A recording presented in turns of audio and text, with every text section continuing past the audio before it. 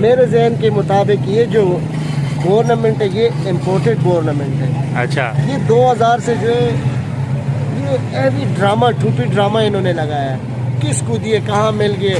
جا کے آپ یوٹیلٹی سٹور میں دیکھ لیں جتنا لائن کھڑا ہے. میں حیران ہو گیا ہوں.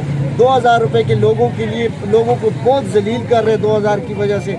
اچھا مجھے یہ بتاؤ, ایک ریڑھی والا آدمی ہے, اس کو وہ ریلیف دے رہے ہیں نا. فار ایگزامپل 700 روپیز وہ پر ڈے کما رہے, وہ دیہڑ لے رہے, تو اس کے باوجود وہ اگر ون ڈے وہاں پر گزار رہے, ٹھیک ہے, ایک دن اس کا کم از کم یوٹیلٹی سٹور پہ اس کا لگ گیا ہوگا.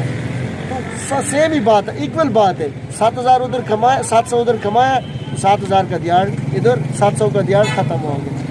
یہ حکومت کہتی ہے ہم مہنگائی کم کرنے کے لیے آئے تھے, مہنگائی میں کمی ہوئی ہے؟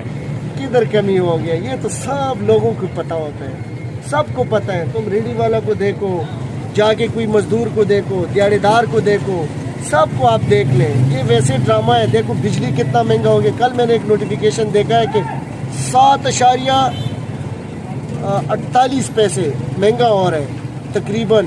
یہ تاریخی اضافہ ہو گیا بجلی میں. اچھا پیٹرول کو دیکھو, you know very well, petrol کو دیکھو 60 روپے مہنگا ہو گیا. اچھا اسی طرح ڈیزل کو دیکھو. یہ ویسے ڈرامہ ہے, لوگوں کو بیوقوف بنا رہے. تو میرے خیال سے یہ حکومت نہیں چلے گا. شہباز شریف صحیح نہیں ہے؟